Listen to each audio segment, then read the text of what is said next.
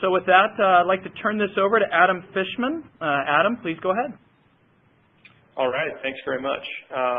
So I just want to give you a little bit of overview. So I run the growth team at Lyft right now, and previously was responsible for sort of setting up our phone infrastructure. I'm not a technical guy by any respect. I'm a marketing guy. And so a little bit of background on Lyft. So we're an on-demand ride-sharing community that's based in San Francisco. We have a presence in four other cities, soon to be 5 other cities, Los Angeles, Seattle, Chicago, and Boston, in addition to San Francisco, and really aggressive expansion goals for the rest of this year and next. And there's kind of two parts to our business because we're a marketplace. One side is drivers, and drivers are kind of the lifeblood of Lyft. Imagine being able to take a cell phone out of your pocket, tap a button, and get a ride from someone nearby who's as friendly as your next door neighbor. That's kind of the idea behind Lyft. And the other side is, on the demand side, we have passengers. And so what we were heavily focused on, what we're still heavily focused on is the driver side, supply side of our business. And so the way that works is we have a team that's based not in San Francisco, but actually over in Oakland in a bigger office space, and they're called the Drive Team. And they personally screen every single driver applicant that applies to join the Lyft community. So think of it a little bit like inside sales. There's a whole funnel and a pipeline of what it takes to get someone on the road, including a phone interview, an in-person interview, a training session, document collection, kind of coaching and retention, and the whole 9 yards. So that team is over there in Oakland, as well as our customer support team.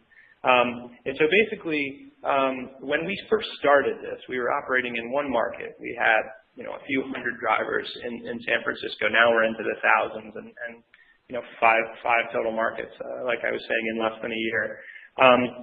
We were obviously having individual conversations with every single driver, but we as a startup at the time, probably 20, 25, maybe 30 people, we took BYOT to a new level. So there were no desk phones. Everyone used a personal cell phone.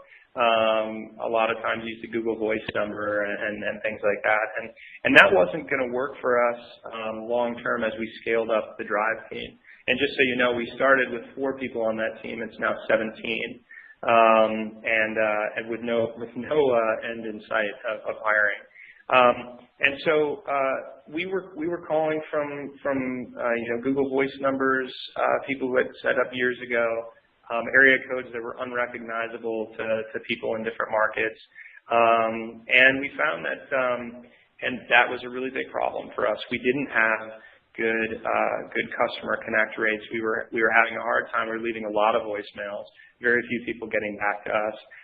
The ability to go into a new market and have a new phone number or set a new team there was really, really limited.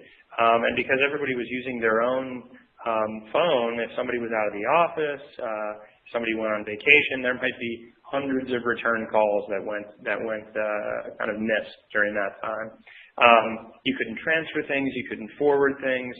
We couldn't have a central number that rerouted to multiple people in kind of a round-robin fashion.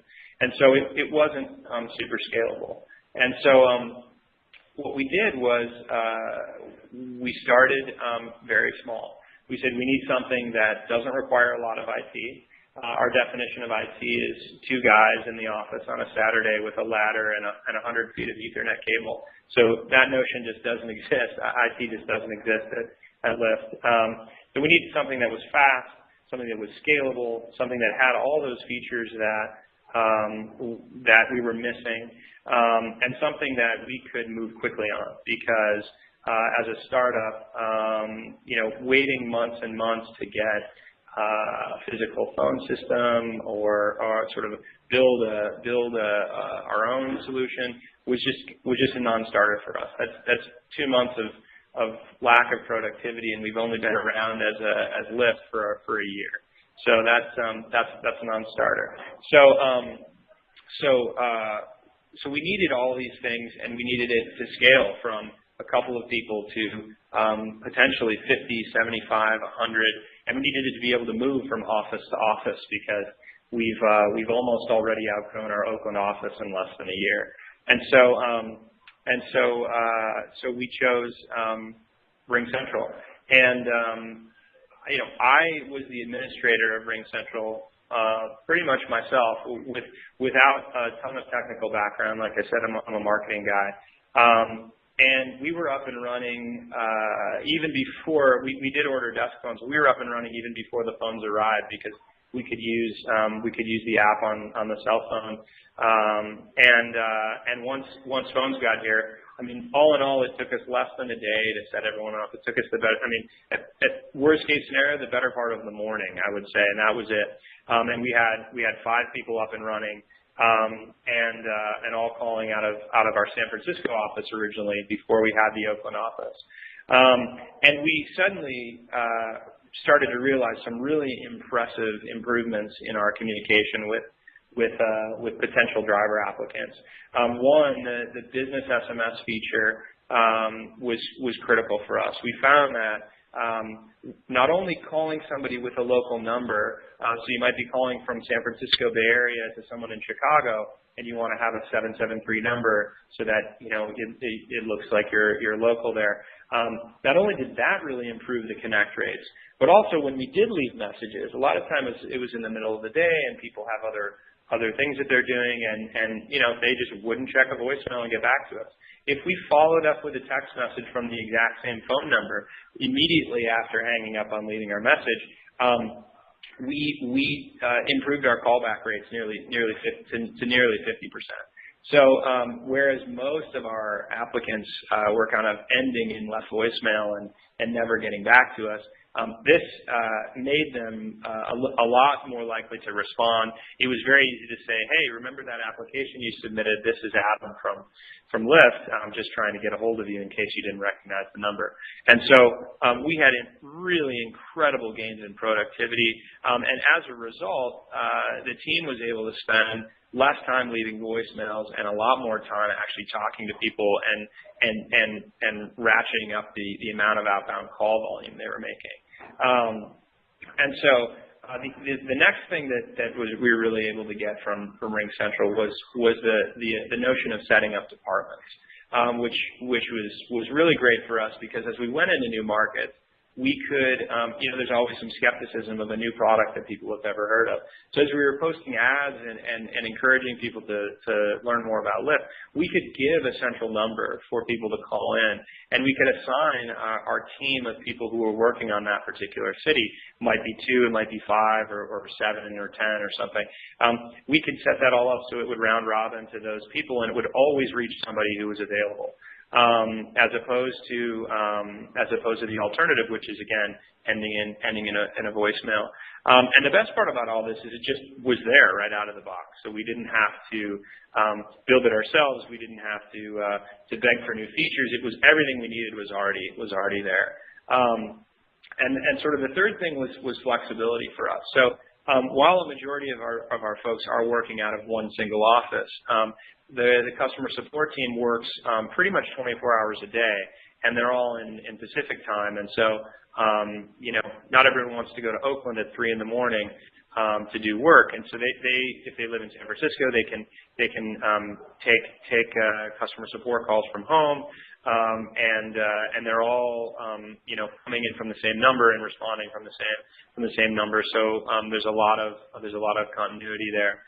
And we've had, examples of people who need to close out some of their leads and essentially making calls on Caltrain on the way down to visit a family member in the South Bay and in the Bay Area, and again calling from the same number, being able to text right afterwards, and being able to knock out a ton of additional work without being chained to their desk. So all really, really great benefits for us, and again, it just kind of worked right as we plugged it in.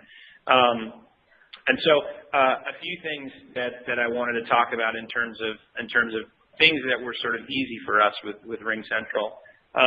So the main one is that there was no risk for us to try this. We started with a handful of people, and we've added more and more people as we've grown, and we've stuck with RingCentral because it's worked out so well for us. But the entry cost, the starting cost of it was I mean, basically about as low as you can get. So and because we could. We're kind of a test and learn company with everything, not just our marketing and growth efforts, but operations too. We could test and see what RingCentral was going to be like for us, and because we were up in a single day, we knew by the end of the week that it was going to be great. And there was nothing sort of locking us in. We could stop at any time. Clearly, we haven't. We've been using it for the better part of a year now, and so I encourage everyone to just try it out, because the barrier to getting started is so low with RingCentral. It was certainly a big selling point for us.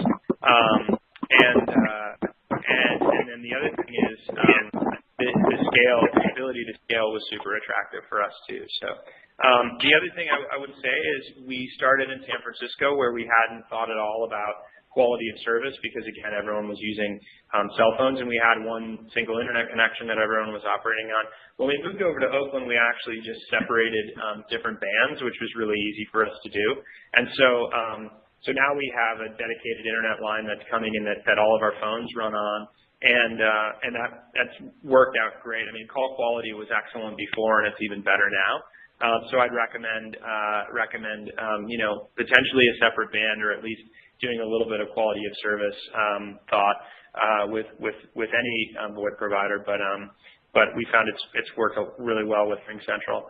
And then I think this is a really great way for us and for everyone to arm sales teams, in our case, inside sales team, with new tools to really improve their productivity. So getting in touch with people is a big pain point for any kind of sales organization, and I think RingCentral really helped us knock that out of the park.